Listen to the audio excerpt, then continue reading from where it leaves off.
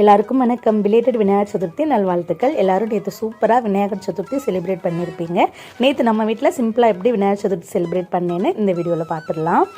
நான் இன்றைக்கி பிரசாதத்துக்கு மோதகமும் கருப்பு கொண்டக்கடலையும் தான் ரெடி பண்ணேன். கொண்டக்கடலை வேக வச்சுட்டு தாளிப்பு கொடுத்துட்டு கடைசியாக தேங்காய் துருவல் போட்டு மிக்ஸ் பண்ணி எடுத்தாச்சு.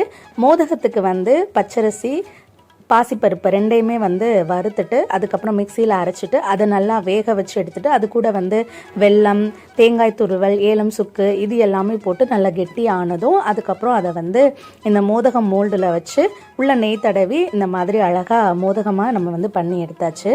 பூரணம் கொழுக்கட்டை வரமகாலட்சுமிக்கு தான் பண்ணியிருந்தேன். அதனால இந்த தடவை வேண்டான்ட்டு வெறும் மோதகம் மட்டுமே பண்ணியிருந்தேன்.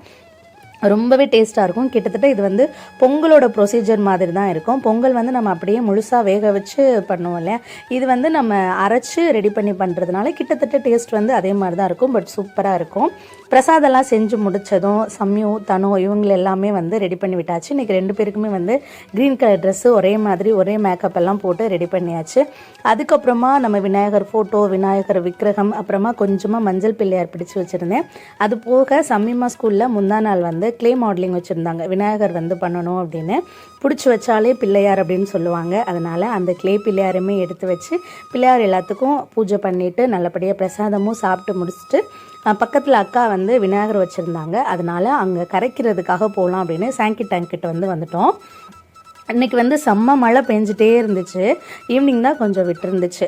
நாங்கள் சீக்கிரமே லேக்குக்கிட்ட போயிட்டோம். அங்கே போய் பார்த்தோன்னா தெரிஞ்சு ரொம்ப அவ்வளோவா கூட்டமே இல்லை. எப்போதும் நடக்கவே முடியாது, அந்த அளவுக்கு கூட்டமாக இருக்கும். இந்த தடவை ஓகே அப்படிங்கிற மாதிரி தான் இருந்துச்சு. அப்புறமா தான் நாங்கள் கரைச்சிட்டு வரும்போது பார்த்தா நிறைய விநாயகர் எடுத்து வந்துகிட்டே இருந்தாங்க. மழையினால் கொஞ்சம் எல்லாருமே டிலே பண்ணி வந்துட்டு இருந்தாங்க. அப்புறம் இங்கே விநாயகருக்கு பூஜை பண்ணி முடிக்கும் போது நிறைய பிரசாதம் கிடைக்கும் நமக்கு. ஏன்னா ஒவ்வொருத்தருமே விதவிதமாக பிரசாதம் கொடுப்பாங்க. சுண்டல், பொங்கல், தயிர் சாதம், அப்புறமா பலவு, நிறைய சாலடு அந்த மாதிரிலாம் கொடுத்துட்டு இருந்தாங்க. பெங்களூர் பொறுத்த வரைக்கும் கௌரி இல்லாத கணேஷா இருக்கவே இருக்காது. நம்ம பிள்ளையார் இருந்துச்சு அப்படின்னா பிள்ளையாரோட தயாரான கௌரி அம்மாவும் அங்கே இருப்பாங்க. நீங்கள் பார்த்தீங்கனாலே தெரியும், விநாயகர் எடுத்துகிட்டு வரும்போது ஒவ்வொருத்தருமே கையில் குட்டியாக கௌரி அம்மாவோட சிலை வச்சுருப்பாங்க. அவ்வளோ அழகாக இருக்கும் 2 சிலையுமே பார்க்குறதுக்கு. அப்புறம் கரைக்கிறதுக்காக உள்ளே வந்துட்டோம். உள்ளே பார்த்தோன்னா நிறைய விதவிதமான சிலைகள் எல்லாமே இருந்துச்சு. இந்த விநாயகரெல்லாம் கரைக்கிறதுக்கே மனசு வராது, அவ்வளோ அழகாகவும் இருக்கும். அதுக்கப்புறம் நம்ம விநாயகரையுமே கொடுத்து கரைக்கிறதுக்கு உள்ளே எடுத்துகிட்டு போயாச்சு. சில ஸ்டேட்லலாம் பார்த்தோன்னா அப்படியே தூக்கி போட்டு ஒரு மாதிரி பண்ணுவாங்க. பட் இங்கே பரவாயில்ல, நல்ல மெதுவாக பொறுமையாக அமுக்கி எடுத்து அந்த தண்ணியெல்லாம் நமக்கு தெளிச்சு விடுவாங்க. அதுக்கப்புறம் கொஞ்சம் நேரம் நின்று எல்லா விநாயகரையும் பார்த்து ரசிச்சுட்டு வீட்டுக்கு வந்தாச்சு.